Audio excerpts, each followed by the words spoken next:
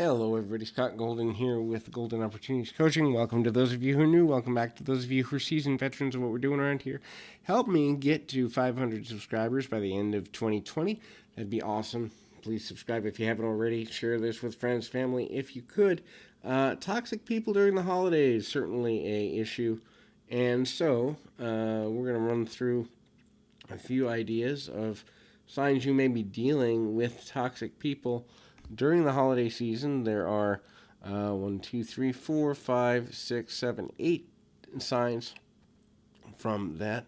And this can be family, this can be friends, this can be partners, this can be people that are extended individuals in your life. Obviously, people's interaction at the holiday season is going to be limited in person, but that means it's probably a lot more Skype, Zoom calls, phone calls, and the like. And so, are you dealing with toxic people this holiday season? You may very well be, especially for those who are extra stressed due to the effects of the pandemic, and they don't even know how they're coming across. Number one is the person trying to control you. The time you spend with them, what you do, what you get them for the holidays, how they're seen, how they're interpreted, what you do for them, how you do it, where you do it, when you do it. All of these things are forms of control, and that is a sign that the person feels like they don't have control in their own life, and then they are often exacting that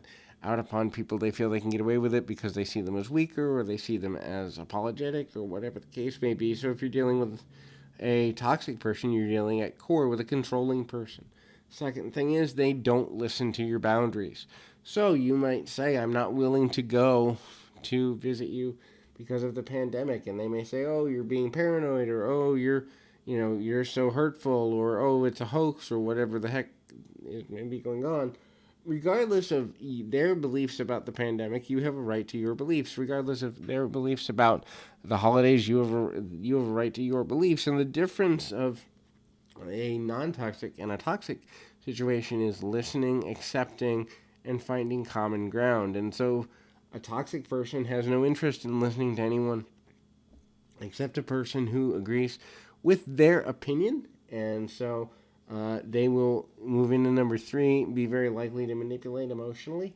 And so if they can make you feel guilt, if they can make you feel sadness, if they can make you feel remorse, if they can make you feel frustration or any negative emotion that's going to cause you to instantly change your behavior in a way that's favorable to them, that's emotional manipulation, emotional control, and it's a sign of a toxic person. These individuals usually, again, feel as though they don't have control of their own lives. So if they can exact their own emotions and force them forward onto someone else and feel powerful through doing so and get what they want at the same time, that's a double win for the toxic person. The next thing is they are highly critical. They may be highly critical of your own beliefs. They may be highly critical of the actions you take, the way you spend your time, spend your money, the way you dress, visual things, opinions you have. They can be critical about just about anything, but a toxic person is more comfortable being critical because they think that if they can convert you to their way of thinking or believing, then they will eventually have a convert that won't leave them. So these individuals are pretty persistent at being critical.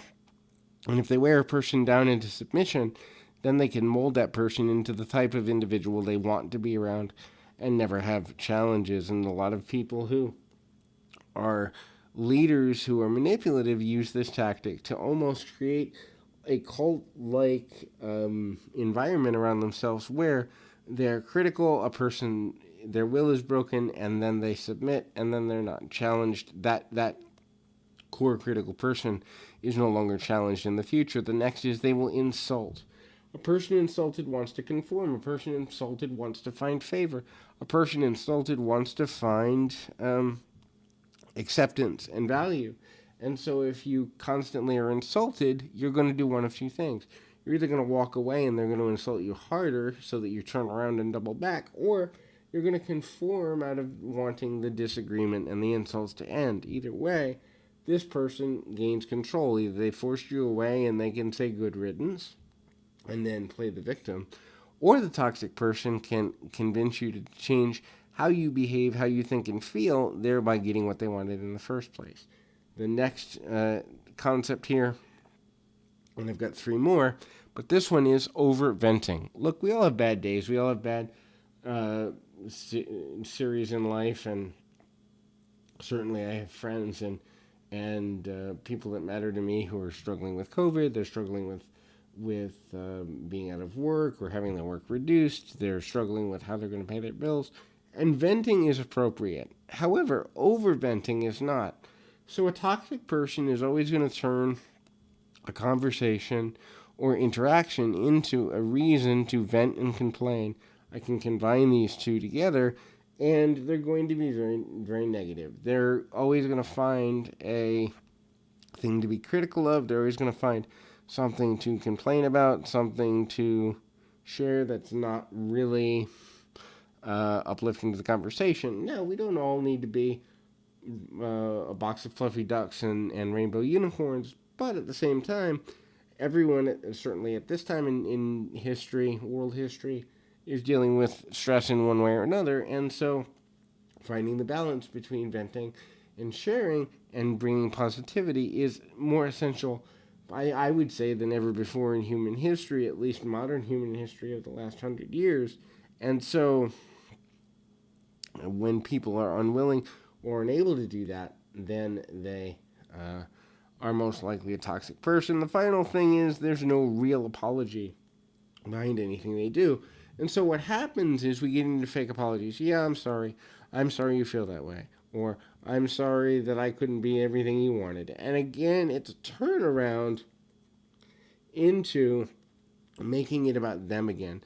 A real apology is, hey, I'm sorry I hurt your feelings, and is there anything I can do to make it better? How can we avoid this from happening again? And they take some personal responsibility. The absence of personal responsibility when giving an apology is a sign of toxic behavior. So hopefully this is helpful. If you need help dealing with toxic people in your own life during the holiday season, I am running specials and all that good stuff. So please feel free to reach out here on YouTube or on Twitter at PO Perception, and we'll set something up. But until then, keep your feet on the ground, your mind in the moment. Until next time, everybody.